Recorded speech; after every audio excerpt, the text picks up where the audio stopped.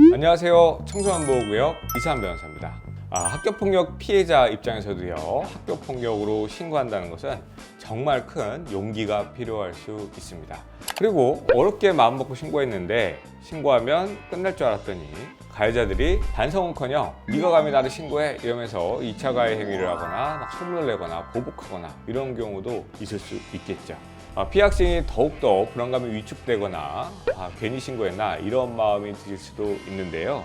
하지만 피해자로서는 기죽을 필요 전혀 없습니다. 오히려 가해자들을 정상적인 법적인 테두리 안에서 처벌할 수 있는 방법들이 분명히 있기 때문이죠. 오늘은 학폭으로 신고했다고 보복행위를 저지르는 가해 학생들에게 가장 확실하게 참교육할 수 있는 전략을 설명해 드리겠습니다. 피해자 입장에서 크게 두 가지가 있을 수가 있습니다. 첫 번째로는 가해자가 이미 학교폭력으로 처벌을 받은 이후에 또다시 가해행위를 하는 경우가 있을 수가 있고요. 그리고 피해자가 학교폭력으로 신고하자마자, 그러니까 아직 학폭 처분이 나오기 전에 다시 괴롭히는 경우들도 있을 수가 있겠죠. 이 두 사안은 나눠서 설명드릴 필요가 있겠습니다. 지금 일단 먼저 아직 학폭위 절차나 법적 절차가 완전히 끝나기도 전에 또다시 괴롭히는 행동을 할 때 이때 어떻게 할 수 있는지 설명드리도록 할게요. 기존 괴롭힘과 유사한 방식으로 다시 가해 행위를 한다라고 한다면 기존 사건과 함께 처분을 받을 수 있도록 신고하는 것이 유리할 수도 있습니다. 이미 학폭위에 관해서 조사가 이루어지고 교육청에서 심의를 위해 대기 중인데 이러한 가해 행위들이 반복된다는 점은 위원회 입장에서는 이 행동을 교정하기 위한 선도를 위한 조치가 반드시 필요하다 이렇게 판단될 가능성이 높다라는 것이죠. 그러면 지속성, 고의성 측면에서 상당히 불리하게 평가될 수 있기 때문에 처분 수위에도 영향을 미칠 수가 있습니다. 그리고 최근에 법이 개정됨으로써 학교폭력 신고를 하면 그 즉시 학교에서는 가해 학생 측에게 접촉, 보복 협박을 금지하도록 긴급 조치를 내리도록 되어 있는데요. 이러한 긴급 조치를 받았음에도 불구하고 그것을 위반해서 또 다른 가해 행위를 한 것이기 때문에 조치 수준을 상당히 높이게 되는 이유가 될 수가 있습니다. 그런데 이런 경우도 있을 수 있겠죠. 이번에 무슨 일이 생겨서 학폭으로 신고를 했어요. 그런데 알고 보니까 이번 한 번만 괴롭혔던 것이 아니고요. 그 괴롭힘이 굉장히 오랫동안 이어져 왔고 이런 행동들이 반복되었다 라고 한다면 최대한 빨리 학폭으로 신고해서 이번에 발생한 이 일과 기존에 지속적으로 이루어진 피해 내용을 한꺼번에 병합해서 처분을 받게 하는 것이 가해 학생의 조치를 높일 수 있는 중요한 방법이 될 수가 있습니다. 그런데 이 시기가 언제까지여야 병합이 되느냐고 물어보신다면 학교폭력 전담조사관이 조사가 나오기 전까지는 신고를 하셔야 안전하게 병합해서 조사를 받을 가능성이 높아집니다. 그렇기 때문에 최대한 빠른 시간 내에 신고를 하셔서 그 사건들이 모두 다 1년에 반복되고 지속적으로 이루어지고 있는 피해라는 것을 설명하시는 것이 중요한 부분이 될 수 있습니다. 그리고 두 번째죠. 이미 가해 학생의 처분이 내려진 이후에 또다시 괴롭힘이 시작된다라고 한다면 이것은 완전히 별개의 학교폭력 사안입니다.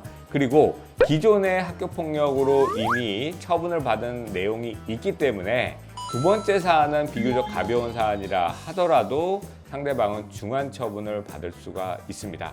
그래서 피해 학생 입장에서는 처음에 학교폭력 조치결정 통지서를 받았을 때 보관하고 계시는 것이 좋습니다.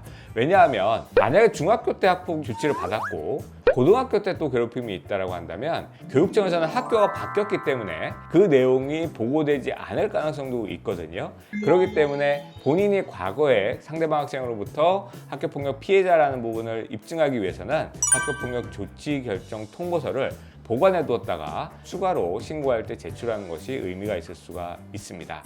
특히 보복 목적에 의한 학교폭력으로 인정된다면 조치 수준은 상당히 높을 수 있다는 것을 꼭 알아두셔야 될 것 같습니다. 이런 경우에는요, 학교장 자체 종결도 할 수 없도록 되어 있는 것이 원칙이죠.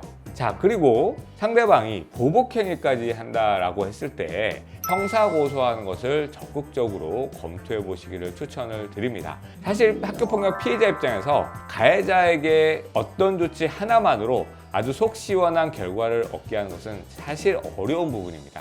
예를 들면 학폭위로만 신고했을 때 학폭위에서 내가 원하는 것처럼 상대방과 완전 분리를 하기 위해서 강제 전학을 내려준다거나 이런 경우는 극히 드물고요. 그리고 형사고소만 했을 때 상대방이 항상 소년원에 가거나 이런 것은 아니기 때문에 어떤 것 하나만으로 피해자가 원하는 처분이 나오는 것은 어려울 수 있습니다. 그 이유는 각각의 조치 또는 각각의 절차마다 목적과 취지가 다르기 때문입니다.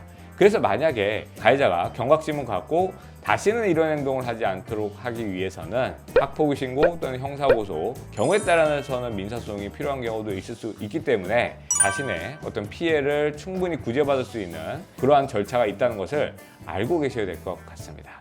또 그리고 학폭위에 이루어지는 처분이 비교적 낮게 나오는 경우들도 있습니다. 그래서 피해 학생 입장에서는 1, 2, 3호 나오면 쟤는 또 그냥 학교 다니는 거잖아, 그럼 나만 힘들잖아, 이렇게 생각할 수도 있지만 만약 고등학생이라고 생각했을 때 상대방이 3호 처분이 나왔는데 또 우리 학생을 괴롭힌다라고 하면 그 행위가 중하면 상당히 중한 처분을 받을 수 있고요. 만약에 그 행위가 심각하지 않아서 낮은 처분이 나온다 하더라도 기재가 유보되어 있던 기존 처분까지 합쳐서 두 처분이 모두 다 생기부에 기록이 되게 됩니다.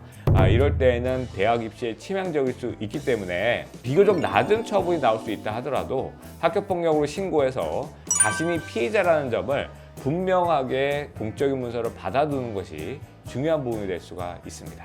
그리고 우리 아이가 학교폭력 피해를 당하고 있는데 학교에서 조사는 한 2주 안에 끝났는데 학폭위가 2-3달 후에 열린다고 했을 때 아니 그러면 계속 기다리기만 해야 되느냐, 꼭 피해를 당한 이후에만 조치를 취할 수 있냐, 이런 부분이 궁금하실 수가 있는데요. 피해 학생이 다시 한번 피해를 당할 가능성이 높다라고 판단했을 때에는 학교에 긴급 조치를 요청할 수가 있습니다. 이때에는 학교장의 권한으로 가해 학생과 피해 학생에 대한 분리 조치라든지 추가적인 2차 가해를 차단할 수 있는 규정들이 있습니다. 예를 들면 성범죄와 같은 경우에는요, 가해자 피해자가 같은 반인 경우에 가해자에게 학폭위가 열릴 때까지 출석 정지 조치를 하는 경우도 있고요. 심각한 경우에는 반변경 조치를 할 수도 있게 되어 있습니다. 가해자 피해자가 도저히 같은 공간에서 있을 수 없는 심각한 범죄, 그리고 그 범죄가 확실히 이루어졌다라고 인정되는 경우에는 피해 학생 보호를 위해서 긴급 조치를 내릴 수 있다는 부분을 기억해 주시면 될 것 같습니다. 자, 오늘은 학교폭력 피해자 입장에서 학교폭력에 대한 2차 가해, 보복행위가 이루어졌을 때 대응하는 방법에 대해서 알아봤습니다. 피해 학생을 지키는 방법은 신고를 통해서 법적 절차로 나아가는 것이 자신을 가장 잘 방어할 수 있는 방법이라는 점을 꼭 기억해야 될 것 같고요. 혹시 지금 자녀분이 보복행위로 고통받고 있다면 아이의 상처가 더 커지기 전에 보호할 수 있었으면 좋겠습니다. 다음에 다시 만나요. 안녕.